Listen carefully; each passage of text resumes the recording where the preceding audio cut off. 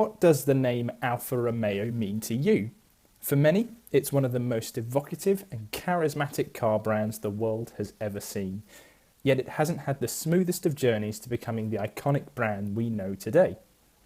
Jumping between ownership, varying levels of success over a century's worth of motorsport, and a new product lineup, Alfa Romeo are looking to regain the magic they once had. The story of Alfa Romeo began in 1906, when Italian investors of the Dirac automotive company formed Società Anonima Italiana Dirac, which is more commonly referred to as SAID, to produce Dirac cars in northern Italy. By late 1909, Dirac cars were selling slowly and the company was facing bankruptcy, so the Italian investors bought the company and renamed it Anonima Lombarda Fabbrica Automobili, or ALFA. In 1910, Alfa hired building surveyor turned automotive designer Giuseppe Morosi to design a fleet of new cars, the first being the 24 HP, which was a commercial success and marked the company's first venture into motor racing, where it completed the 1911 Targa Florio. The 24 HP also spawned the iconic badge that's similar to the one that we see today. The red cross represents the city of Milan, the serpent of the Visconti coat of arms, and the words Alfa and Milano around the outer edge. Following the success of the 24 HP, Morosi designed Alfa's first sports car, the 40-60 HP. Unlike the name suggests, its 6-litre inline-4 engine actually produced 70 horsepower and took class victory at the Parma Poggio di Bargetto. It was also adored by motor racing enthusiasts, as the 40-60 HP was essentially a racing car for the road. Establishing itself as a sports-oriented brand, Alfa entered into Grand Prix racing with the GP 1914, which was immediately successful. The following year, Neapolitan entrepreneur Nicola Romeo acquired Alfa with the war effort in mind, leading to the postponement of the manufacturer's racing endeavours and a new name, Alfa Romeo. Italy's involvement in the war effort led to a halt in car production in 1916, with a shift in focus towards munitions and war supplies. 1918 saw the end of the Great War and a return to normality. The first car branded as Alfa Romeo appeared in 1920, which was the Torpedo 20-20 HP, and the arrival of an Italian racing driver you may have heard of called Enzo Ferrari. Alfa continued its racing success throughout the 1920s and saw the first appearance of the Quadrifoglio on the Alfa Romeo RL in 1923. By the end of the 1920s, Alfa Romeo was becoming dominant in motor racing, with Enzo Ferrari establishing Scuderia Ferrari in 1929, effectively becoming the team's factory squad. If we fast forward 10 years, we see the birth of the Ferrari team that we know today. In 1938, Alfa Romeo wanted to race under its own name, Alfa Corsa, instead of the unofficial Scuderia Ferrari name. Enzo Ferrari was appointed as the head of Alfa Corsa until he decided to produce his own cars and left the outfit in 1939. War returned the same year, with many of the factories being severely bombed. Production slowed to a crawl and Alfa Corsa postponed operation until 1946. After surviving a Second World War, Alfa Romeo returned to motor racing, with Nino Farina winning the first Formula One World Championship in 1950 at the wheel of the Alfa 158. The following year, Alfa Romeo did it again, winning a second Formula One Championship, only to pull out at the end of the year after the Italian government refused funding for new Grand Prix cars. Focus shifted from racing to car production. The Giulietta, a name that's still being used today, was Alfa's first volume production car that had many versions, including a coupe and a convertible. It became a style icon, selling over 100,000 units by 1963. Another name we're familiar with today is Giulia. In 1962, the three-box saloon made its first appearance and was the first Alfa Romeo to feature a crumple-zoned body. Like the Giulietta, it had many variants, including the iconic GTA Sprint and the TZ2. Cue the 1970s and the launch of the Alfa Sud. It was a compact, front-wheel drive hatchback with masses of room that signalled a new direction for Alfa Romeo. Cars were becoming practical, tailored for both the everyday driver and the enthusiast as well. In 1979, Alfa produced its first turbo diesel, the Alfetta 2000 TD. The same year, Alfa returned to Formula One as a factory team after supplying engines since the 1960s. Sadly though, the 80s weren't good for Alfa Romeo's Formula One effort. After poor reliability and uncompetitive cars, Alfa once again withdrew as a works team in 1985 and only supplied engines to smaller F1 teams that were also very uncompetitive. By 1986, the government-run Istituto per la Ricostruzione Industriale, or IRI for short, was suffering financial losses, so Alfa Romeo was once again put up for sale. Both Fiat and Ford placed offers to work alongside Alfa, yet Fiat made an offer that Ford could not match by taking over the entirety of Alfa and saving the Italian workers at the same time. So this is where the Alfa that we see today began. Rarely would Alfa make its own cars again, as Fiat designed one platform that would cover several brands. For instance, the Alfa 155 was based on the Fiat Tipo 3 platform, as was the Fiat Marea, the Tempra and the Lancia Dedra 2. Fiat's model continued into the 1990s and 2000s as well. The 156 combined Italian design with practicality, winning the 1998 European Car of the Year award. However, even with the resurrection of the GTA and 8C names, production plummeted between 2001 and 2011. What was once a brand that brought racing cars to road users was now trying desperately to inject that Alfa Romeo charm into practical saloons and hatchbacks. Sergio Marchionne, the CEO of Fiat Chrysler Automobiles, has featured on almost every motoring blog, magazine and news site recently, with plans to make Alfa Romeo its own brand again. It's time for something new, but just with an old name, Giulia.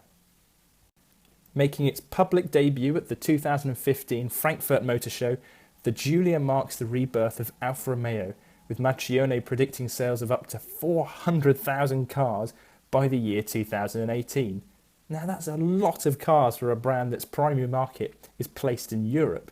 At the moment, Alfa has the Giulietta, a front-wheel drive hatchback, the Mito compact car and the 4C sports car. Now, generally speaking, Alfa's three production models aren't quite up to scratch compared to its rival brands. The Mito, for instance, faces the likes of the Mini and Ford Fiesta, which are both incredibly successful and desirable cars that have been at the top of their market for years. The same can be said for the Giulietta, which is in direct competition with German rivals such as BMW and Audi. These are manufacturers that have perfected their cars over decades, whereas Alfa Romeo has changed ownership and management on numerous occasions during its lifetime. So what can the Giulia bring that the others haven't been able to so far? The Alfa 4C sports car is a commercial success, even though it's had a lukewarm reception from the motoring press. Critics were baffled by the 4C's handling characteristics, an area that its rivals excel in, and especially the Porsche Cayman. There's also the Lotus Exige S, a car that has every road tester in awe over its track agility and aggressive V6 soundtrack. Like the Alfa, it has the name for it too. Both Alfa Romeo and Lotus have a name that's synonymous with motor racing and have a very loyal customer base as well. Today, 4C orders are still taking their time to reach customers. It appears as though Alfa haven't been able to keep up with the demand of the 4C, whereas the likes of Lotus are still pushing to expand its market outside of the wet and soggy roads of the UK. There are three major reasons why you might want to buy an Alfa Romeo 4C over an Elise or a Porsche Cayman. Firstly, it looks outstanding, and while looks may be subjective, the wide and sculpted body of the 4C is likely to catch the attention of those who lay eyes upon it. Secondly, the Alfa 4C costs around £45,000 for a base model, which is cheap bearing in mind it has supercar looks and a race car interior. While the Porsche Cayman may be a slightly cheaper, faster and more refined option than the 4C, there are those who may choose the Alfa purely for the fact that it's something different, yet with an iconic name. Alfa knew that the 4C wasn't going to win the hearts of everybody, so it began releasing only a handful of white launch editions, of which 500 were snapped up immediately. Alfa are also aiming to build 3,500 units a year, with a significant portion directed towards the American market, which it also wants with the new Giulia saloon car. There's a sizable market for new cars in America, as well as in China, with their ever-growing economy. The Giulia is Alfa's new mass platform that will be targeted not just for those loyal customers within Europe, but also for those wanting a premium product with an iconic name. However, SUVs are the current trend for car buyers, so what's the point in producing a saloon car? Look at the specs of the Giulia and it's not hard to see why Alfa Romeo have chosen a saloon car to get the ball rolling. A Ferrari-derived 3-litre V6 engine producing over 500 brake horsepower, 50-50 weight distribution, and most importantly, that Alfa Romeo styling. What the Giulia does is promise an exciting and lively alternative to the arguably mundane super saloons of today. So let's take the new BMW M3. M3s have always been calculated track monsters that, more recently, have had blissfully noisy engines. However, to meet strict emissions regulations, the current generation M3 has left even the most loyal M Sport fan wanting more. It's not necessarily that the car's any slower, it just lacks the soul of the previous versions. Marchionni fully acknowledges that this is vital for the survival of Alfa Romeo as a brand, and he's right. It's been too long that Alfa have relied on its name alone to push sales, and the likes of the Giulia could tempt those who have heard of the Alfa story and want to experience the brand's next chapter. It doesn't just stop at the Giulia either. While the Giulia marks the beginning of Alfa's new platform, an SUV is also in the works to cater to the growing popularity in the 4x4 market. This is again a smart move by Alfa Romeo, as it clearly signals the brand's intentions of attracting the global market. Had Alfa announced the SUV first, there's a good chance the rebirth of the brand wouldn't be taken too seriously. Jaguar, Porsche, Bentley and even Lotus have SUVs or are planning to launch an SUV within the near future, so what would be the point of joining such a competitive market? Aside from its new direction in the global car market, Marchionni is also considering a return to motor racing for Alfa Romeo. Recently, with all of the rumours surrounding which F1 team will supply Red Bull Racing with an engine, it was discussed that Ferrari may give Red Bull an engine and rebrand it as Alfa Romeo. A few months ago, it was believed Aston Martin were aiming to take over Red Bull Racing, but that all fizzled out soon afterwards. However, if you take a look at the 2015 Ferrari car, you can see the Alfa Romeo icon on the side pods, a little nod to what might be seen in the near future. Marchionni's vision of Alfa's revival is like watching a greatest hits of the brand's history. Perhaps a return to motorsport could enhance the authenticity of Alfa's bearing the Quadrifoglio. For a manufacturer that hasn't experienced the taste of Formula One victory since the early 1950s, or even graced the worn tarmac of Les Mulsanne Straight for decades, maybe it's time for Alfa to remind everyone what they were once capable of. Even the Giulia has been created by a crack team of designers, headed up by former CEO of Pininfarina, Lorenzo Romaciotti. Romaciotti has the Ferrari 550 and Enzo on his design CV, and even designed the Alfa Romeo 4C and the Peugeot 406 Coupe.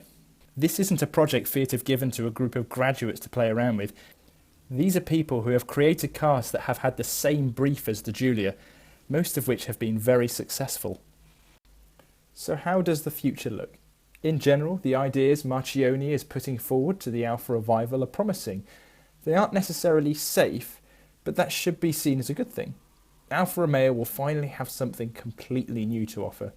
Recently, there have been rumours that Alfa have had to delay the launch of the Giulia and the unnamed SUV, which has cast doubt over how Fiat are handling the project.